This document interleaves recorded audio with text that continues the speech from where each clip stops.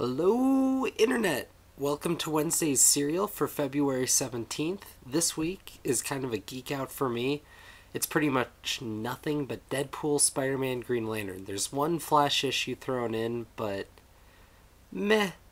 I pretty much these are some of my favorite characters in comics and nothing else this week, so it should be a lot of just raving. So hope you're prepared for that, and let's get started. First up, Deadpool 19, and I gotta say, kind of disappointing. Spidey, Deadpool in the same comic, it's kind of like a dream for me, and it's only happened 2 times before, and the third time is not the charm. It's just lackluster. I mean, you have Spider-Man and Deadpool. I was expecting joke after joke after joke, and there's like 3 in the comic, or at least 3 that I thought were jokes. And it's based on the idea that this guy gets hit as soon as Spider-Man finds out Deadpool's in New York, only to find out it's not Deadpool, and it's just kind of lackluster. I don't know. I mean, pick up Amazing Spider-Man 611 if you want to see a cool Spider-Man Deadpool story. Way better, though the art's better in this issue, but that doesn't really make up for it. I don't know. It's all I really thought about this one. Next up is Merc with him out, number 8, and again, Deadpool's striking out.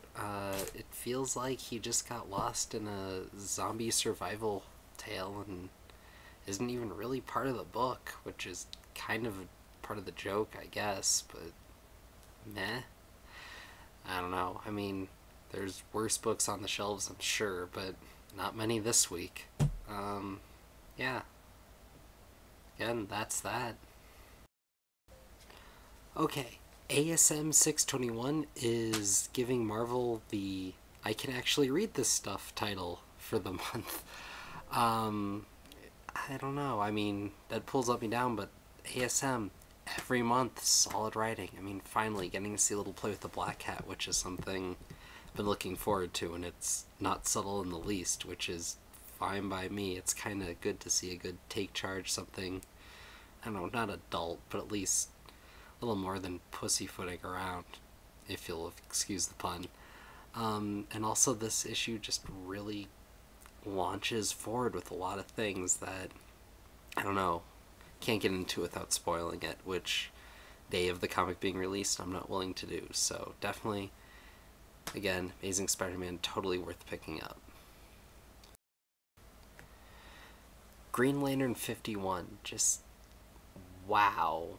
Using all the different spectrums of emotion to just play up this whole idea of interconnectivity, to the idea of Parallax and the Spectre being brought in and mixed in with all this at the same time is just...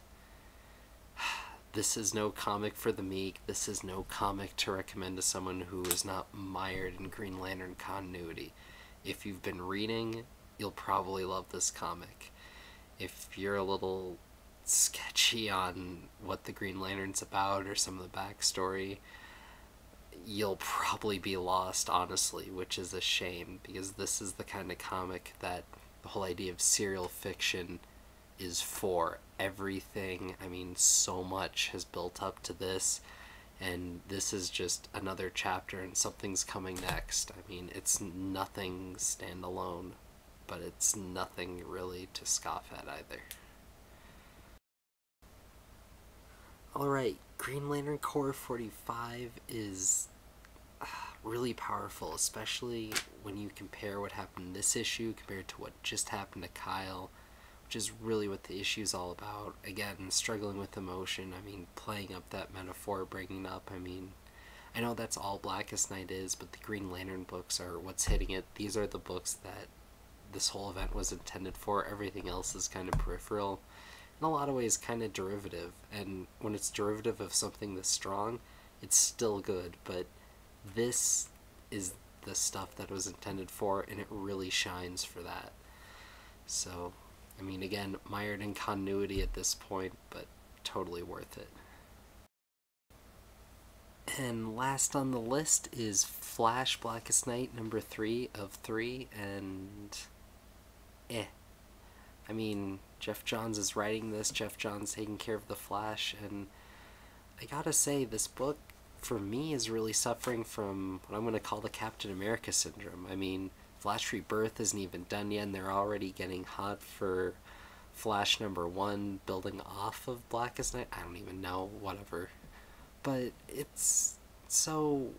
What happened with the Flash when he was reborn? It seems so integral to this story, and that story isn't even completed, and it's not coming off of Hope and all this, and where I've read him last, except for this Blackest Night stuff, he seemed kind of hopeless. I don't know, it just, this is one that doesn't fit, and I have a feeling it probably really does fit, because I mean, this is John's taking care of the character, and so he's the one who's been rebooting, and I don't know, it just, it's suffering from the fact that a story hasn't finished that plays integrally into this one. It's not some sort of time buffer between, oh, when does this story take place, but more, I mean, the heart of the character isn't really there prior, so seeing him this way now, I mean, even though it's been a few months, is just, it isn't there. It really ruins the experience for me. I mean, again, it's that idea of serial fiction coming in, and because of the order in which it's told, it's killing the story in this case. So, I don't know, I have to say, for a week where I thought I was going to love all the comics, kind of a downer. I don't know. But, yeah. Thanks for tuning in, and I'll catch you next week.